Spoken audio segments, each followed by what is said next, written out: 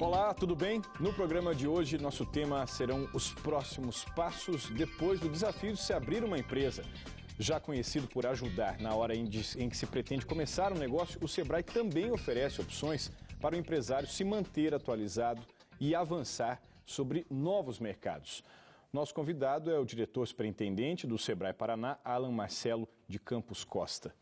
Obrigado pela presença, superintendente. É um prazer, Soler. A gente tem alguns dos programas do Sebrae com esse foco, né, que eu me referi no início do programa. Um deles é o Sebrae Mais. O que é o Sebrae Mais?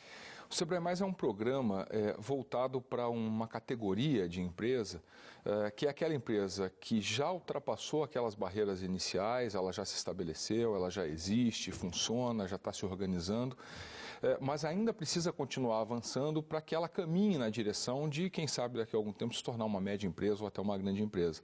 A gente está falando em termos de número, de empresas que faturam entre R$360 mil até um pouco mais, R$3.600.000, que é a caracterização de pequena empresa. Abaixo de 360 mil são as microempresas. Então, esse programa Sebrae Mais é focado nessas empresas que nós chamamos de empresas avançadas. Visa trazer informação, conhecimento, formação de um nível um pouco acima daquele que tradicionalmente já era ofertado pelo Sebrae há muito tempo, visando atrair para o Sebrae essas empresas que muitas vezes achavam que o Sebrae não era para elas. O Sebrae não é para mim, o Sebrae é para a empresa que está começando. Hoje o Sebrae é sim para essas empresas que já estão mais avançadas e que precisam de soluções um pouco mais sofisticadas para continuar se desenvolvendo. Dá para dizer que isso seria reflexo de um certo amadurecimento do empreendedor no Brasil? Ou seja, instituições como o Sebrae focarem nisso também agora? Com certeza, Soler. As pesquisas que são feitas sobre empreendedorismo, que são pesquisas, na verdade, feitas em vários países, incluindo o Brasil, mostram esse processo de amadurecimento do empreendedor brasileiro, que até poucos anos atrás era um investidor ainda com pouca informação, era um investidor que empreendia muito naquilo que nós chamamos de empreendedorismo por necessidade. É o cidadão que recebeu uma indenização, que perdeu o emprego e que precisa arrumar uma ocupação. Isso era muito ruim, porque isso gerava um grande número de empresas que acabavam fechando antes de completar 2 anos de vida. Hoje, esse empreendedor é um empreendedor mais preparado, é um empreendedor com melhor formação, é um empreendedor consciente da importância de se buscar apoio, de se buscar conhecimento, de se buscar desenvolvimento em temas de gestão para que ele possa ser um empreendedor de fato. Eu costumo dizer que a gente não vê um dentista que não tenha estudado odontologia, a gente não vê um advogado que não tenha estudado direito. E a gente, por muito tempo, acreditou que a gente podia ver empresários que não tinham conhecimento sobre como empreender. Isso está mudando, o que é um aspecto muito positivo. E isso coloca em instituições como o Sebrae a pressão para que a gente possa continuar junto desse empreendedor, sofisticando as nossas soluções à medida em que ele também se sofistica. À medida que ele se desenvolve, a instituição também vai apresentando ferramentas nesse sentido. Exatamente. Que tipo de situações ou de oportunidades o Sebrae Mais coloca à disposição do empreendedor? Bom, o Sebrae Mais a gente pode categorizar em 2 grandes linhas de soluções. Uma solução na linha da formação. São programas avançados de gestão financeira, de planejamento, que visam elevar o nível daquele conhecimento que é repassado, que seja compatível com o nível em que a empresa está atingindo ou buscando atingir. E, de um outro lado, nós temos um programa de missões técnicas que visa oportunizar a esses empresários conhecer outras realidades, conhecer outros países, conhecer como empresas operam em outros países, para que eles possam ampliar sua referência.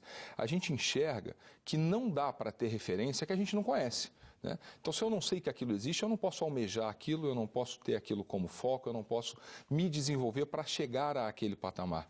Então, essas missões visam exatamente abrir a cabeça do empresário. É mais ou menos o que acontece com o estudante da faculdade, que às vezes está entrando no mercado de trabalho e vai fazer um intercâmbio, vai passar um tempo estudando fora. Isso serve para ampliar as referências dele, para fazer com que ele tenha uma outra visão de mundo. No caso das pequenas empresas, isso é tão necessário quanto, se não for mais. Mundo hoje globalizado, não tem fronteira, a internet permite integração dos negócios de uma maneira muito rápida, muito barata.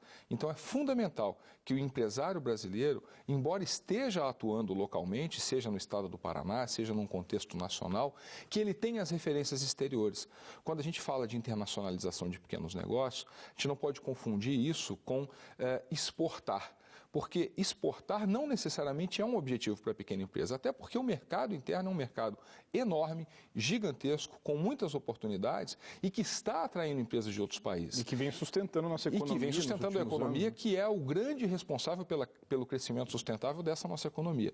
Agora, quando a gente fala de internacionalizar pequenas empresas, isso é importante porque a empresa que está se preparando para se internacionalizar, ela é competitiva em nível internacional. E ela precisa ser competitiva em nível internacional até para que ela possa explorar o nosso mercado e se proteger de empresas de outros países que estão vindo para cá. Então esse é o grande intuito desse programa, oportunizar as empresas, conhecer outras realidades, buscar novas referências e trazer essas referências para tornar os seus negócios mais competitivos. São então atuações pontuais, vamos dizer assim, são cursos de quanto tempo aproximadamente? Essas missões duram quanto tempo? As missões normalmente são missões de 10, 15 dias no máximo, até porque a gente não pode tirar o empresário muito tempo da sua atuação.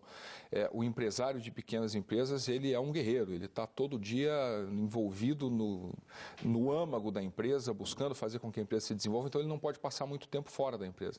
Então a gente busca fazer missões curtas, missões que durem 10, no máximo 15 dias, 2 semanas, de modo que ele possa otimizar esse tempo que está fora e ao mesmo tempo não ficar muito tempo ausente do dia a dia, porque ele é a peça mais importante do negócio dele. E os cursos de formação, qual tem sido a duração? Os cursos de formação, eles podem ter desde uma semana, cursos de menor duração, até programas mais continuados, programas que levam vários meses para serem completados, com processos de mentoria, por exemplo. O programa de finanças é um exemplo disso. O empresário passa por estágios em sala de aula e ele passa por estágios onde ele vai aplicar aquilo que está aprendendo em sala de aula dentro da empresa dele, com o apoio de mentores que fazem esse acompanhamento para assegurar que aquela teoria que ele está vendo possa ser diretamente aplicada na prática. Dá para dizer que essa visão de internacionalização que você cita é nova? Ou seja, quando se fala, normalmente a pessoa pensa, mas eu não quero fazer negócio fora da fronteira, né? Como você citou, o mercado interno é o meu quinhão, né? Ainda há muita gente pensando assim. Ainda há, Solero, o que é um equívoco, né? Pelas razões que eu acabei de discutir. Quando a gente pensa em competitividade de pequenos negócios, e essa é uma lição que vem até de países do exterior, países como Coreia do Sul, como Malásia, que utilizaram essa estratégia de internacionalização, nos mostram que à medida em que as pequenas empresas passam a atuar, ainda que no mercado interno, mas com um olhar no mercado externo, isso eleva o patamar de competitividade dessas empresas, porque as referências dela passam a ser globais, né? Os modelos, os exemplos, os instrumentos, as técnicas, todos eles passam a ter referências que são ancoradas em experiências bem-sucedidas de países que muitas vezes são mais desenvolvidos do que o Brasil. Então essas lições elas são importantes e por isso é importante que o empresário se conscientize de que focar na internacionalização do pequeno negócio não é necessariamente se preparar para exportar, mas sim se preparar para ser competitivo em nível internacional, até para que crie uma barreira de entrada para empresas de outros países que querem explorar esse nosso amplo mercado, que é hoje uma das vedetes do mundo. Quando a gente fala de BRICS, Brasil, Rússia, Índia, não há dúvida de que o mercado brasileiro é um dos grandes mercados. Por isso as empresas do exterior estão cada vez mais querendo vir para o Brasil, por isso os fundos de investimento, de private equity, que são fundos globais, estão olhando para o Brasil, porque o nosso mercado é um dos únicos mercados de massa, de consumo de massa, que ainda está crescendo graças ao aumento da nossa classe média. De alguma maneira, a Copa do Mundo e a Olimpíada pode otimizar também essa busca do estrangeiro, da empresa estrangeira pelo mercado brasileiro? Isso intensifica cada vez mais esse processo. Nós temos um exemplo concreto. Uma das empresas que vai fornecer material esportivo para a Copa do Mundo, quando a gente fala de bonés, é uma empresa de Apucarana, aqui do nosso estado do Paraná, que vai fazer os produtos tanto para a Copa das Confederações como para a Copa do Mundo. Por que essa empresa conseguiu conquistar isso? Porque ela é competitiva em nível internacional. Ainda que ela não necessariamente exporte, a sua tecnologia de fabricação, o design agregado aos seus produtos é de tal nível que permite a ela ser contratada pela FIFA para ser fornecedora oficial da Copa do Mundo. Essa é a concretização do nosso sonho, tornar essas pequenas empresas internacionalmente competitivas para que elas dominem o mercado nacional e a partir do momento que dominarem esse mercado, elas podem sim pensar em exportar. Em países mais desenvolvidos, o percentual que é de responsabilidade das pequenas empresas na balança comercial, quando a gente fala de exportação, ele é muito maior do que no Brasil. A pequena empresa brasileira exporta muito pouco quando comparada a países mais maduros nesse processo de internacionalização. Então, a partir do momento que essas empresas explorem esse mercado interno, elas passam a estar prontas para explorar mercados no mundo todo e ganhar mais dinheiro, fazer mais negócios, gerar mais emprego aqui dentro.